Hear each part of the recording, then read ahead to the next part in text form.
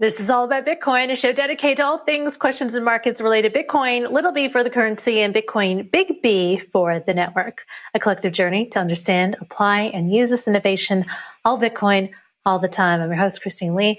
Let's have a live look at Bitcoin right now. The CoinDesk Bitcoin price XVX index is trading at $46,773. Investors are taking profit right now. Bitcoin is down 2.4% over the past 24 hours. The most reliable reference prices for institutions since 2014 are now published under the CoinDesk brand, trusted globally as the leader in crypto news events and data. The chart of the day is brought to you by Crypto.com, the world's fastest growing crypto app. Bitcoin falling for a second straight day towards $46,000 per Bitcoin, around its 200-day moving average, touching its lowest price in nearly 2 weeks as a barrage of bearish factors hit cryptocurrencies along with risky traditional market assets like stocks.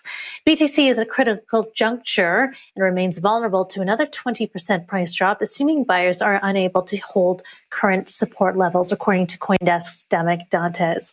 Analysts telling CoinDesk that a new sense of bearishness may have crept into the market after this week's announcements from central banks, including the Federal Reserve and European Central Bank, that they will soon end pandemic-era monetary stimulus. The Bank of England also saying they will begin interest rate hikes. Many investors say money printing by central banks over the past couple of years has bolstered BTC's appeal as an inflation hedge. Thus, a withdrawal of stimulus might put downward pressure on the price, dashing hopes for a BTC Santa Claus rally above $100,000.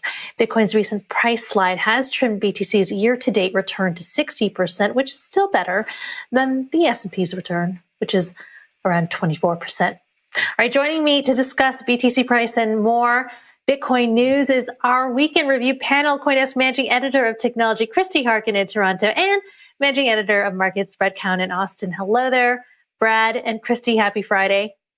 Hello. You too, Christine.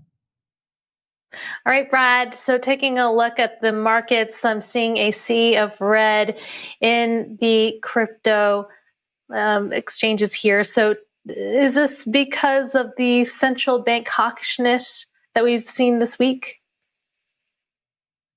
You know, I mean, we've been talking about the Fed meeting all week, and obviously the decision came out on Wednesday, and then yesterday we had the BOE with their surprise interest rate hikes, and the ECB also accelerating its tapering. I think today is just kind of a slow day in the crypto markets. It's sort of the last Friday before the last 2 weeks of the year. It's kind of a light day. Even yesterday, it looked like volumes were pretty low, and the day before that. So, it could be that there are certain things people are trading on. There's this Evergrande default that people are talking about of the Chinese real estate developer, but yeah, the Fed pivot, Jay Powell, as people call Jerome Powell. Now people are calling him Jay Hawk. But that whole spirit is sort of a cloud over the market for sure. Right. I did see that Evergrande was officially downgraded to default according to S&P Global, and that's weighing down on traditional markets. Is there a correlation between traditional markets and crypto in this case? There's always some kind of correlation. Typically, there is a slight positive correlation between stocks and Bitcoin. And people talk about how the market has changed as more institutional investors get in who have kind of, feet in both sides, the digital asset markets and then the traditional markets. And so they may be kind of managing a portfolio on both sides. And so all of a sudden there's linkages. You sell one thing on one side, you buy something on the other, or you have a margin call on one side, you got to sell what's winning, which might be crypto. So we do see these, yes is the answer. It looks like Bitcoin is somewhat correlated. Where do you see support and resistance, Brad? Well, one thing that we can say is that this $47,000 level, and we're just kind of right on top of it right now, is a key level that people are watching. It's sort of, if you're up, if you're above that, you're up. If you're if you're below that, you're down. It's not only the 200-day moving price average, it's also the 50-week price average. And so people are saying, if we're above that 47K, we may trade up to 53K, or if we're below 47, we may trade down to 40. All right.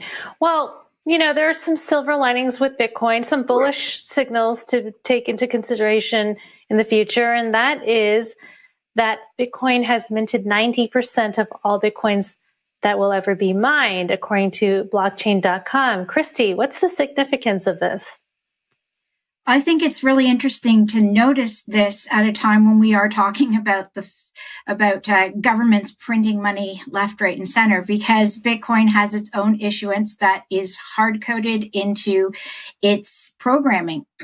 And so a certain number of Bitcoins are released every 10 minutes to the miners who find the next block and put all the transactions into that block and add it to the blockchain.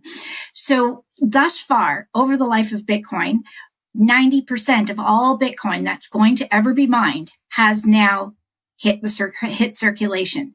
That's not to say that all of the Bitcoins that have been mined will actually circulate. In fact, we're looking at about 3.7 million of the total 21 million that will ever be mined.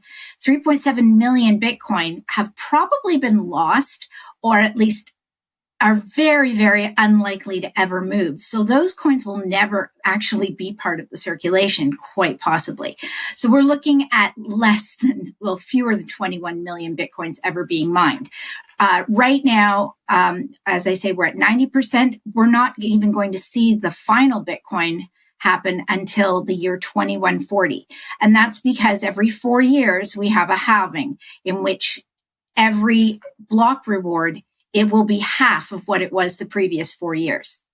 So right now we're at 6.25 Bitcoins per block, 6.25 Bitcoins being released every roughly 10 minutes. And that's going to go down to 3.125. And then that'll get cut in half in 4 years after that. So that is the steady, predictable supply of Bitcoin that will never be messed with and will not be randomly printed the way that we do our dollars.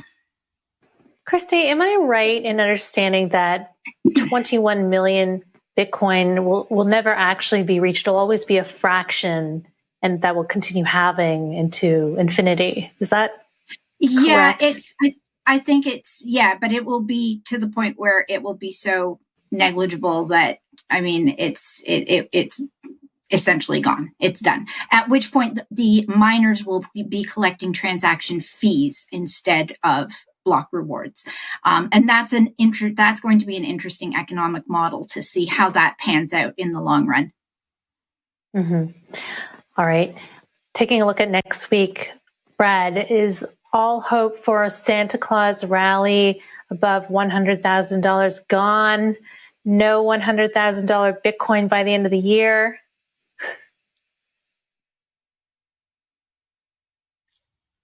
Oh, I think you're on mute, Brad.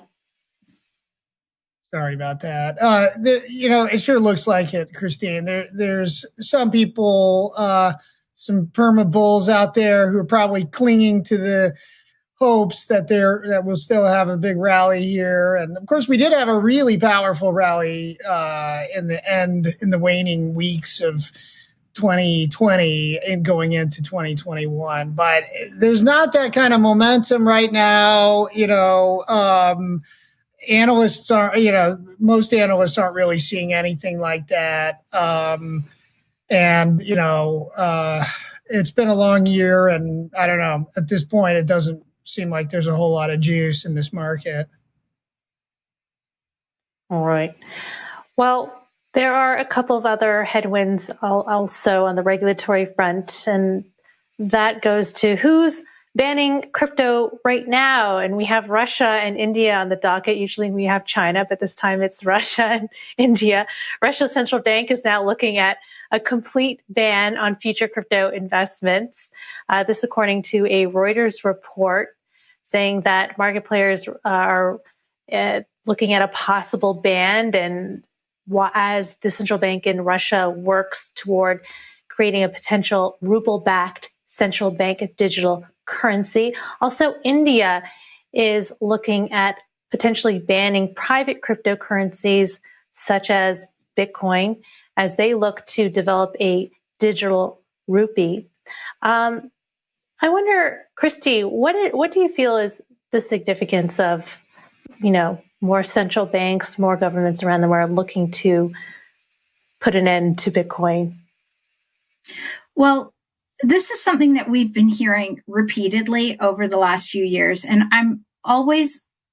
I tend to be a little more skeptical when it comes to, say, Russia, because they are hot and cold on Bitcoin every 10 minutes. And trying to really get them to settle on a position has been, I think, an interesting roller coaster to be on. I think that as countries keep looking toward a centralized digital currency, they're going to see private currencies as a threat. I think it's going to be tough, though, to really be able to censor private currencies like Bitcoin because of the very decentralized nature of the cryptocurrency itself. And I think they're going to be finding themselves playing whack-a-mole quite a bit. Mm-hmm. We're also learning that despite India's hot and cold perception of Bitcoin, they are seeing huge trading volumes on their exchanges. We spoke to WazirX earlier this week, who are seeing a 17-fold growth in trading volumes. They're one of the top exchanges in India. And in terms of other news, we also heard from Elon Musk this week, who believes that Doge is actually a better method of payment than Bitcoin and is going to have Tesla accept Doge in exchange for merchandise. And I wonder, Christie, is it true that Doge is a better form of payment than Bitcoin? I think that Elon is experimenting with some wishful thinking on this one. He is a very big investor in Dogecoin. So, of course, it would have, I think, a very positive effect for him. As we all know, as he has been named the Time Magazine Person of the Year. Is he an investor in Doge? I mean, he's an investor in Bitcoin. I mean, in terms of Tesla and SpaceX. Oh, he's been on the Doge train for the last year. And every time he mentions it, it goes up. And this is another example of him mentioning it, probably expecting it to go up. What he said was, fundamentally, Bitcoin is not a good substitute for transactional currency. And he said, even though it was created as a silly joke, Dogecoin is better suited for transactions.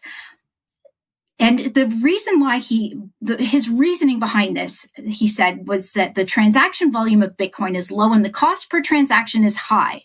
And he added that Bitcoin is more suitable as a store of value, which is why its investors want to hold on to it and not sell it or use it for transactions. And I think there are a few things you need to unpack here.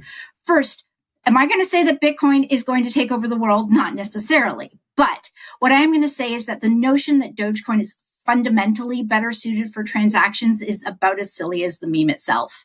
So first, let's all remember that at its core, Dogecoin's fundamentals are based on Bitcoin. It's a fork of the Bitcoin code, so they're genetically family. The big difference between them on a technical level is that Bitcoin's been building and evolving over the past 12 years, whereas Dogecoin's development has basically been out to pasture for the past 7 years until it, suddenly got popular this summer thanks to Elon Musk and his great big Twitter platform.